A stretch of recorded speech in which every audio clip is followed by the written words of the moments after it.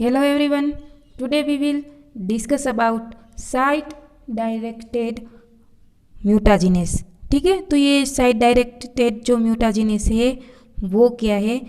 तो एक ऐसी प्रोसेस है जहाँ पर ये जो एक प्लाज्मिड की बात करें, ठीक है, तो ये प्लाज्मिड ऐसे है, देखिए यहाँ पर एक रिकॉम्बिनेंट प्लाज्मिड है। ठीक है, तो ये रिकॉम्बिनेंट प्लाज्मिड है और इस साइट की बात करें तो यहाँ पर जो जीन प्रेजेंट होते हैं, ठीक है, वैसे ही ये डबल स्टैंडर्ड रिकॉम्बिनेंट प्लाज्मिड है, ये सिंगल स्टैंडर्ड रिकॉम्बिनेंट प्लाज्मिड है। ठीक है, दोनों की जो एक साइट की बात करें तो जहाँ जीन प्रेजेंट है, ठीक है, उसमें ये प्रोसेस होती है। तो ये डबल स्टैंडर्ड की बात करें तो ये रिकॉम्बिनेंट प्लाज्मिड है, उसमें जो रिस्ट्रिक्शन एंडोन्यूक्लियस एंजाइम होते हैं वो क्या करेंगे, जीन का बीच में से कटिंग करेंगे। देखिए इतना पार्ट बीच में से निकल गया। ठीक है, अब इतना पार्ट निकल गया तो बीच में गैप आ गया। तो ये गैप में हमें क्या डालना है, एक जो एक सेम ऐसी ही स्पेसिफिक एक बेस पेयर हो, ठीक है, जो सिंथेटिक डीएनए फ्रेगमेंट है, ठीक है, जो एक स्पेसिफिक बेस पेयर है, ठीक है, जो जैसे कि हम उसे जो फॉरेन डीएनए कहेंगे, ठीक है, जो सिंथेसाइज हुआ डीएनए है, वो जितना पार्ट हमने कट किया है उतना पार्ट हम यहाँ जो गैप बना उसको फिल कर देंगे। ठीक है, तो गैप फिलअप हो गया, यानी कि एक प्लाज्मिड है वो पूरी तरह से नया बन गया। ठीक है, अब ये गैप फिल हो गया और फिल कौन करेगा, लाइगेज। ठीक है, तो एक नई तरह का ये प्लाज्मिड बन गया। तो वो प्लाज्मिड हम कैसे कहेंगे, ये plasmid contain gene with desired. ठीक है, तो ये डिजायर्ड जीन है और ये उसके जो ओरिजिनल जो जीन था प्लाज्मिड का वो उसके बीच में ये जो बेस पेयर बनेंगे, ठीक है, वो क्या बनेंगे, एक चेंज बन जाएगा। ठीक है, तो ये था डबल स्टैंडर्ड डीएनए का जो एक साइड डायरेक्टेड म्यूटाजिनेसिस कहेंगे। अब बात करें सिंगल डीएनए की जो प्लाज्मिड का है, ठीक है, उसमें क्या है, तो यहाँ कोई कटिंग नहीं करनी, लेकिन यहाँ ज्वाइनिंग होती है। ठीक है, जैसे कि यहाँ ओलिगोन्यूक्लियोटाइड होते हैं ऐसी सीक्वेंस को, ठीक है, तो ओलिगोन्यूक्लियोटाइड विथ सीक्वेंस चेंज, तो क्या होगा, ये प्लाज्मिड के साथ जो जीन है उसके साथ जुड़ जाएगा, तो ये बेस पेयर बनाने लगेगा। ठीक है, यहाँ CAG है और बाहर से जो ओलिगोन्यूक्लियोटाइड आया है वो GCC। ठीक है, अब यहाँ जो बेस पेयर बनी है वो करेक्ट नहीं बनी, देखिए यहाँ A के साथ T आना चाहिए। तो हमारी प्रोसेस यही है कि ये दो टाइप के चांसेस मिलेंगे हमें, लास्ट में जो प्रोडक्ट मिलेगी या तो करेक्ट मिलेगी या तो उसकी जो पूरी सीक्वेंस है ए निकल जाएगा और CG की ही सीक्वेंस मिलेगी। ठीक है, तो देखिए नेक्स्ट स्टेप में, तो ये डीएनए है पॉलीमरेज, जो DNAPT है और जो डीएनए लाइगेज है वो क्या करेगा, ये जो बेस पेयर है उसे जो एक प्लाज्मिड में संभालेगा। ठीक है, देखिए ये बाहर से ज्वाइनिंग हुआ है लेकिन ये पूरा प्लाज्मिड बन जाएगा। अब ये पूरा प्लाज्मिड बन गया है तो इसमें क्या होगा, ट्रांसफॉर्मेशन की प्रोसेस होगी। ठीक है, तो ये ट्रांसफॉर्मेशन की प्रोसेस होती है, ई कोलाई की बात करें तो उसमें जो डीएनए है वो रिपेयर हो गए। ठीक है, तो क्योंकि यहाँ जो है एक करेक्ट बाइंडिंग नहीं हुई है तो ये डीएनए को रिपेयर करेंगे, यानी कि उसकी करेक्ट बाइंडिंग करेंगे तो नई बाइंडिंग मिलेगी। वो कैसी मिलेगी, CG-AT-CG ऐसे, तो दो टाइप के प्रोडक्ट मिलेंगे। और जो दूसरा है उसमें ओनली CG की ही बेस पेयर मिलेगी। ठीक है, क्योंकि A और C है वो करेक्ट बाइंडिंग नहीं है तो A को निकल जाएगा और पूरा का पूरा CG बाइंडिंग मिलेगी। यहाँ से A के साथ एक नया जो जीन आ जाएगा तो ये AT को करेक्ट बाइंडिंग बन जाएगा। ठीक है, तो ये बात थी एक ई कोलाई सेल की। ठीक है, तो 0.5% जो प्लाज्मिड के सेल है और जो एक उसके साथ एक नया आया हुआ जो एक जीन है, ठीक है, डिजायर जीन है, उसकी जो बेस पेयर है वो टोटली चेंज हो जाएगी। तो ये बात थी साइड डायरेक्टर जो म्यूटाजिनेस है, जो सिंगल डीएनए है और डबल स्टैंडर्ड डीएनए की। अब देखें तो मोलिकुलर चेपरॉन, जो मोलिकुलर चेपरॉन है एक प्रोटीन की तरह है, जो नॉन कोवेलेंट फोल्डिंग प्रोटीन हुआ है, जैसे कि अनफोल्डिंग प्रोटीन हुआ है, उसे फोल्डेड बनाने में हेल्प करता है चेपरॉन्स। ठीक है, तो ये प्रोसेस ऐसी है जो फोल्डिंग करता है या तो असेंबली करता है। ठीक है, तो ये फोल्डिंग है, जो प्रोटीन प्राइमरी प्रोटीन हमें मिलेगा वो कैसा मिसफोल्ड मिलेगा, यानी कि जो उसकी फोल्डिंग है वो इनकरेक्ट होगी। ठीक है, तो उसे जो इनकरेक्ट मिलेगी, ठीक है, तो उसे हम चेपरॉन्स कहेंगे। और चेपरॉन्स की आगे कई सारी प्रोसेस आएगी जो मिसफोल्ड प्रोटीन को फोल्डेड करती है। ठीक है, तो ये जो फोल्डेड प्रोटीन है, यानी कि जो फोल्डेड हिस्टोन है और डीएनए है, एक असेंबली चेपरॉन्स के थ्रू जाने जाते हैं। चेपरॉन्स का एक मेजर फंक्शन देखें तो दो ऐसे जो न्यू सिंथेसाइज हो रहे हैं जो पॉलीपेप्टाइड चेन, ठीक है, उसे वो प्रिवेंट करता है। और उसमें जो नॉन फंक्शनल जो एग्रीगेशन होता है, ठीक है, जो नॉन फंक्शनल स्ट्रक्चर होता है उसका जो एग्रीगेशन होता है, ठीक है, उसका जो स्ट्रक्चर का, तो क्या होता है कई ऐसे चेपरॉन होते हैं तो जो इसमें पार्टिसिपेट करते, लेकिन सारे नहीं होते। ठीक है, तो ये चेपरॉन हीट शॉक प्रोटीन है, इसे हम SSP शॉर्ट फॉर्म में जाने जा सकते हैं। ठीक है, तो ये HSP 70, 16, 19 ऐसे चेपरॉन की जो सीरीज है, ठीक है, तो ये क्या होता है, ये उसके जो एग्रीगेशन बढ़ाता है, ठीक है, जो प्रोटीन का। तो कई बार ऐसा होता है एक स्टेरिक फॉर्मेशन उसमें होता है। ठीक है, तो ये जो स्टेरिक फॉर्मेशन होता है तो किस प्रोसेस में होता है, जब ये प्रोटीन फोल्ड करता है, इसलिए तो ये एक स्टेरिक चेपरॉन्स कहेंगे हम। ठीक है, जो एक हाईली स्पेसिफिक है और एक उसका एक यूनिक स्ट्रक्चर होता है जो प्रोटीन का हमके जो एक चेपरॉन है। ठीक है, तो ये एक फोल्डेड स्पॉन्टेनियसली नहीं कर पाता। ठीक है, तो अब देखें जो उसका लोकेशन एंड फंक्शनल है, तो एक ये चेपरॉन है वो क्या है, हीट शॉक प्रोटीन है, तो हम उसे शॉर्ट नेम में HSP प्रोटीन कहेंगे या तो चेपरॉन्स कह सकते हैं। ठीक है, तो ये क्या करता है, एक प्रोटीन का एक्सप्रेशन करता है। ठीक है, और ये जो प्रोटीन फोल्डिंग करता है तो उसमें जो रिपेरेशन मैकेनिज्म होती है, जैसे कि जो कोई प्रोटीन है जो डैमेज होता है, ठीक है, तो उसे रिपेयर करता है। ठीक है, तो ये ऐसे है कि जो फोल्डिंग प्रोसेस होती है, ठीक है, इसमें इन्वॉल्व होता है और made protein as a exit the ribosome. जब ये राइबोसोम में प्रोसेस होती है फोल्डिंग की तो उसमें इन्वॉल्व होता है। ठीक है, तो ये mostly new synthesize protein can fold in absence of chaperones. तो जब ये चेपरॉन्स का एब्सेंस हो तो कई सारे जो प्रोटीन है वो न्यू सिंथेसाइज होते हैं और उसमें फोल्डिंग होता है। तो अब देखें तो मैक्रोमोलिक्यूल क्रोडिंग ये एक चेपरॉन्स का इम्पोर्टेंट फंक्शन है। ठीक है, तो उसमें एक साइटोसोल होता है, वो क्या करता है, फोल्डिंग प्रोसेस करता है। ठीक है, लेस वॉल्यूम में जो एक ऐसा प्रोटीन हो जो अनफोल्डेड हो, उसकी जो चेन हो, ठीक है, तो उसे फोल्डिंग बनाता है, तो एक करेक्ट फोल्डिंग प्रोटीन बन जाता है। जब ये एग्रीगेशन जो प्रोटीन का एग्रीगेशन बढ़ता है तो उसे कम करके एक फोल्डिंग प्रोटीन बनाता है। ठीक है, तो ये जो प्रोटीन बना वो चेपरॉन प्रोटीन बना। ठीक है, तो ये चेपरॉन के बारे में आपको सिर्फ समझना है, एग्जाम में ऐसे क्वेश्चन नहीं आते। ठीक है, तो आप इस पर बहुत ध्यान मत दीजिएगा, लेकिन आप सिर्फ समझ लीजिएगा क्योंकि मैंने आपको IMP क्वेश्चन दिए थे तो मोस्टली इसमें रीड करना है आपको। ठीक है, तो अब बात करें चेपरॉन्स की। ठीक है, तो ऐसे उसके कैरेक्टर देखें तो ये डबल लाइक रिंग स्ट्रक्चर है और ये प्रोकैरियोट में पाए जाते हैं। और साइटोसोल की बात करें तो वो यूकैरियोट और माइटोकॉन्ड्रिया में पाए जाते हैं।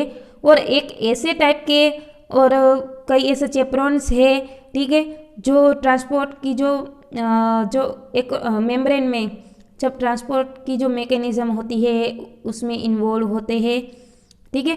तो फॉर एग्जांपल मेम्ब्रेन की बात करें जो माइटोकॉन्ड्रिया में होता है, ठीक है, तो वो क्या है, एक ऐसा मेम्ब्रेन जो एंडोप्लाज्मिक रेटिकुलम, इसे शॉर्ट फॉर्म में हम ER कहेंगे, ठीक है, जो यूकेरियोट में प्रेजेंट होता है, दोनों में, ठीक है। तो अब बैक्टीरिया में जो आइसोलेशन की प्रोसेस होती है, ठीक है, जो एक चेपरॉन की जो न्यू सिंथेसाइज एक प्रिकर्सर बनाता है जो पॉलीपेप्टाइड चेन होता है, ठीक है। तो एक ये जो प्रिकर्सर बनाता है, तो प्रिकर्सर का काम क्या है, इस प्रोसेस में एक अवरोध लाता है, ठीक है। तो ये जनरली अनफोल्ड बन जाता है, ठीक है। तो उसका एक चेपरॉन्स का एक फंक्शन भी है जो प्रोटीन डिग्रेशन करता है, ठीक है, जो डिग्रेशन होता है, ठीक है, तो उसमें क्या करता है, एक response to disease link protein aggregation, ठीक है। तो ये जो प्रोटीन में अगर एग्रीगेशन आता है, डिजीज होता है, तो उसके साथ ये जुड़ जाता है। अगर कोई प्रोटीन है फोल्डेड बनने में अगर फेल हो जाता है, तो क्या करता है, ये जो चेपरॉन्स है उसकी हेल्प करते हैं प्रोटीन को फोल्डेड करने में, ठीक है। और ये जो मेम्ब्रेन है उसमें एंटर हो जाते हैं इनर पार्ट में, ठीक है। तो हाइड्रोफोबिक जो लेयर्स था उसके सरफेस पर ये हाइड्रोफिलिक बनाएगा। देखिए उसकी यहाँ एक प्रोसेस है, उसके थ्रू आपको समझ आ जाएगा। जो राइबोसोम है उसमें यहाँ जो प्रोटीन है लेकिन कैसा है, मिसफोल्ड में है, ठीक है। तो ये पर्टिकुलरली फोल्डेड बनाना है, ठीक है, हमें जो मिसफोल्ड प्रोटीन को एक प्रोटीन फोल्डेड फॉर्म में बनाना है। तो यहाँ पर एक डबल रिंग लाइक स्ट्रक्चर होगा जिसे हम GRO-EL कहेंगे, ठीक है, जो एक प्रोटीन को प्रोटेक्शन करता है। अब ये प्रोटीन है उसमें एंटर हो जाता है, तो ये जो सारी प्रोसेस है उसमें एक एनर्जी की ज़रूरत होगी। तो ये ATP आता है जैसे कि वो एनर्जी प्रोवाइड करता है, और ये जो GRO-ES है वो एक ढक्कन की तरह काम करता है, ठीक है। तो ये पूरी तरह से जो प्रोटीन है उसे कवर अप करता है। फिर ये प्रोसेस तो हो गई, अब ATP का कोई काम नहीं है, तो ये ATP है जो क्या करेगा, जो ATP यहाँ जुड़ा तो अब ये हाइड्रोलाइसिस हो जाएगा, ठीक है। तो ये ATP से ADP बन जाएगा और ये जो एक GRO-ES है वो भी निकल जाएगा। तो ये प्रोटीन है पूरी तरह से फोल्डिंग हो चुका है, तो वो बाहर आ जाएगा। तो ये प्रोटीन प्रॉपरली फोल्डेड बन चुका है। तो ये लीनियर यानी कि मिस फोल्ड से फोल्डिंग बनाने की जो प्रोटीन की प्रोसेस है वो इस तरह से होती है, ठीक है। अब देखें तो HSP16 यानी कि हीट शॉक प्रोटीन 16, ठीक है, 16, 17, 19 ऐसी सीरीज दे गई है, ठीक है। तो अब बात करें तो राइबोसोम की, जहाँ पर ये जो प्रोटीन यानी कि जो ट्रांसलेशन की पोस्ट ट्रांसलेशन की प्रोसेस हो रही है, ठीक है, मिस फोल्ड में हमें ये फोल्डिंग प्रोटीन बनाना है तो राइबोसोम में होगी, ठीक है।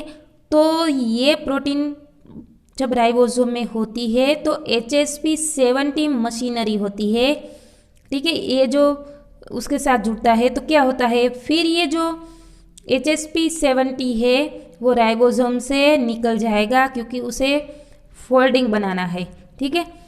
तो क्या होगा, अब ये फोल्डिंग बनाएगा तो एनर्जी चाहिए, तो यहाँ ATP से ADP बनेगा यानी कि हाइड्रोलाइसिस होगा। तो ये HSP70 मशीनरी है वो रिलीज हो जाएगी और एक करेक्ट फोल्डिंग प्रोटीन हमें मिल जाएगा, ठीक है।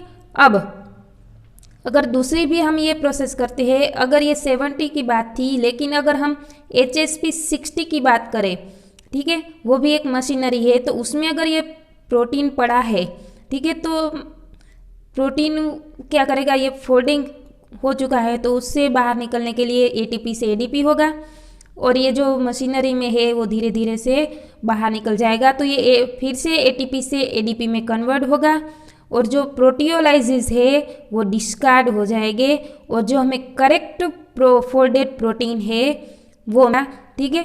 तो ये बात थी एक HSP70 की। तो एक HSP60 के बारे में देखा। HSP जो 70 है उसमें सेम ऐसी प्रोसेस होती है, लेकिन आपको ये सारे जो हीट शॉक प्रोटीन है उसके बारे में जानना है, ठीक है। ये क्वेश्चन एग्ज़ाम में नहीं आता, ठीक है। तो ये HSP17 है, वो भी हमारे लिए कुछ इम्पोर्टेंट नहीं है। तो HSP19 के बारे में भी देख लेते हैं, ठीक है। आपको सिर्फ समझना है क्योंकि ये क्वेश्चन इम्पोर्टेंट नहीं है। तो अब देखें तो 19 की जो प्रोसेस है HSP19, उसमें क्या होता है, जब ये mRNA होता है राइबोसोम में होता है तो HSP7 सिस्टम उसमें प्रेजेंट होती है, तो नेस्केटिंग जो प्रोटीन होता है। अब ये जो प्रोटीन है HSP70 प्रोटीन, ठीक है, वो दो टाइप में डिवाइड होगी, या तो चैपेरोन जो चैपेरोन की जो सिस्टम है उसमें भी होगा, या तो एक प्रोटीन है नेटिव प्रोटीन वो बनेगा। अब ये नेटिव प्रोटीन बनेगा तो उसमें HSP19 सिस्टम होगा। तो ये HSP19 है वो भी दो टाइप में काम करेगा, अगर ये चैपेरोन सिस्टम है उसके साथ जुड़ जाएगा या तो फिर नेटिव प्रोटीन बनाएगा।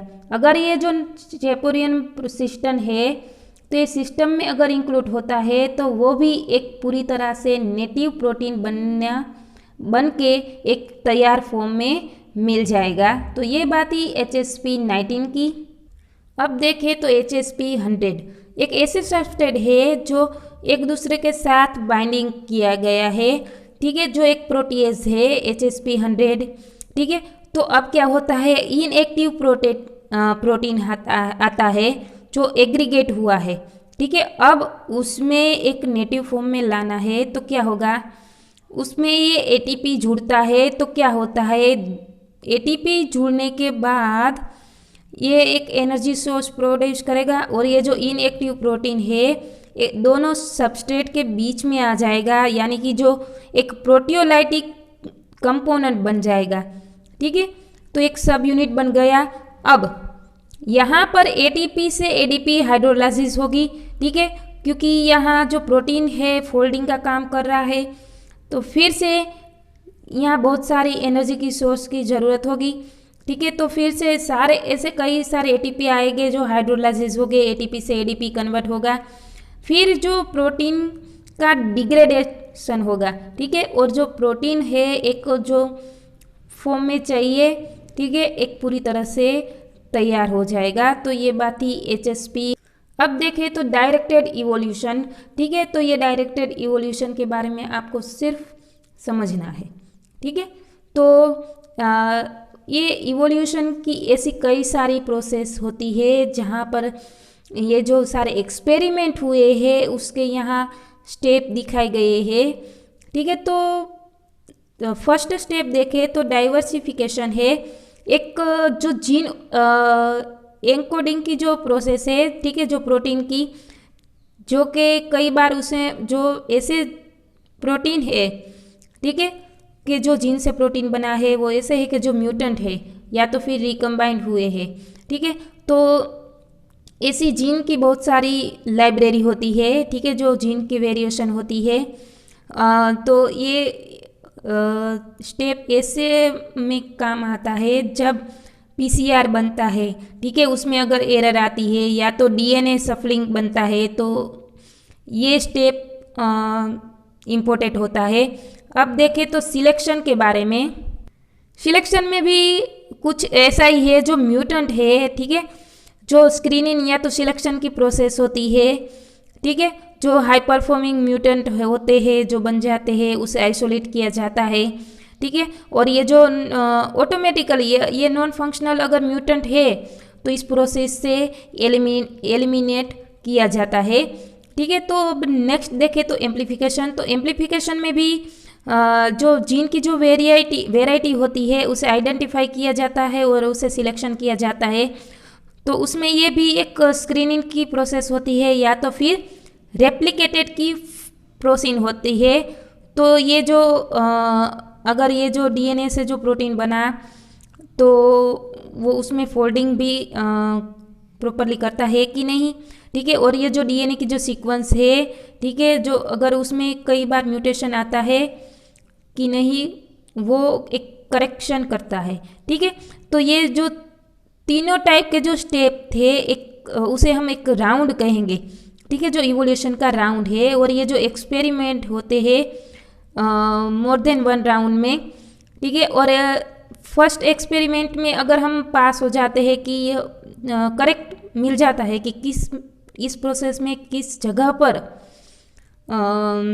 रुकावट आई है, या उसमें हम अगर सक्सेसफुल हो जाते हैं, ठीक है। तो ये तीनों टाइप की ऐसी प्रोसेस है जहाँ पर ये प्रोसेस के जो ऐसे प्रिकर्सर्स होते हैं उसको हम इजीली जान सकते हैं। जो ऐसे म्यूटेंट हो, ठीक है, तो उसे जानने के लिए ये जो बायोकेमिकल मेथड है वो यूज़ की जाती है। अब देखें तो लाइक्लीहुड सक्सेस वो भी एक इवोल्यूशन की एक मेथड की है, ठीक है। जो कई बार उसमें जो म्यूटेंट है वो इंक्रीज हो जाते हैं, ठीक है। और इंक्रीज होता है तो हम उसे फाइंडिंग करने की ये प्रोसेस है, ठीक है। तो क्या करता है कि ये जो म्यूटेंट है, अगर इस राउंड में कई सारे म्यूटेंट बन जाते हैं, ठीक है, तो एक म्यूटेंट टेम्पलेट की तरह काम करता है। तो इस म्यूटेंट को हमें एक डिस्कवर करना है, ठीक है। तो ये टेम्पलेट है, एक टेम्पलेट की तरह काम कर रहा है। तो क्या होगा, हमें ऐसे भी डीएनए चाहिए जो एक उसे रीड करके एक स्ट्रेन बनाता है, ठीक है। तो एक लाइक्लीहुड मेथड है, लेकिन हमारे कुछ काम की नहीं है, आपको सिर्फ समझने के लिए है। अब देखिए in vivo and in vitro, ठीक है। तो ये in vivo and in vitro condition के बारे में आपको पता ही होगा, ठीक है। जब ये इवोल्यूशन की जो प्रोसेस होती है, यानी कि जो इवोल्यूशन होता है, ठीक है, तो ये किस में होता है, इन विवो इवोल्यूशन में, ठीक है। तो अगर कोई इन जो सारे इवोल्यूशन परफॉर्म करते हैं विवो कंडीशन में, लेकिन जो सेल होते हैं वो इन्वॉल्व नहीं होते इन विट्रो इवोल्यूशन में, ठीक है। तो विवो इवोल्यूशन का जो एडवांटेजेस देखे तो ऐसी कई सिलेक्टिव जो प्रॉपर्टीज़ है जो सेल्यूलर इन्वायरमेंट में होती है, ठीक है, जो एक इन्वॉल्व होते हैं, जो एक प्रोटीन और यानी कि जो आरएनए उसे यूज़ किया जाता है लिविंग ऑर्गेनिज्म में, ठीक है। विट्रो इवोल्यूशन की बात करें तो वेसेटाइल्स होते हैं, उसका जो सिलेक्शन होता है और ये परफॉर्म भी करते हैं, ठीक है। तो ये एक्सपेरिमेंट है वो जनरेट करते हैं लार्जर लाइब्रेरीज, क्योंकि ये जो डीएनए की बहुत बड़ी लाइब्रेरीज होती है। जब हम ये कई सारे जो सेल में इंसर्टेड करते हैं, ठीक है, लेकिन उसकी जो कई सारी लिमिटिंग भी होती है। जो इसके एडवांटेजेस देखें तो ये जो डायरेक्ट इवोल्यूशन है, ठीक है, जो एक डिजायर्ड एक्टिविटी करते हैं, और अल्टरनेटिव मेथड होते हैं जैसे हम रेशनल डिज़ाइन कहेंगे और साइड डायरेक्टेड जो म्यूटाजिनेस कहेंगे, ठीक है, जो एक्सरे क्रिस्टेलोग्राफी डेटा बनता है, ठीक है। तो उसका यूज़ देखें तो ये मोस्ट डायरेक्टेड इवोल्यूशन प्रोजेक्ट है, ठीक है। और उसका जो यूज़फुल देखें तो ह्यूमन में होता है, जैसे कि हम एग्रीकल्चर की बात करें, मेडिकल की, इंडस्ट्रियल जो कॉन्टेक्स, बायोकैटेलाइज, ठीक है, ऐसे कई सारी जो फील्ड है जहाँ से ये सारे इवोल्यूशन यानी कि जो सारे एक्सपेरिमेंट हो रहे हैं, ठीक है, जेनेटिक्स पर कई सारे एक्सपेरिमेंट हो रहे थे। ज़्यादा से ज़्यादातर जो एक्सपेरिमेंट होते हैं तो वो जेनेटिक्स पर होते हैं, क्योंकि जेनेटिक्स बहुत इंटरेस्टिंग होता है, ठीक है। सो गाइज यहाँ पर हमारा सिलेबस खत्म होता है। अगर आपको कोई भी क्वेरी हो तो आप मुझे बता सकते हैं, ठीक है। Thank you so much and keep reading.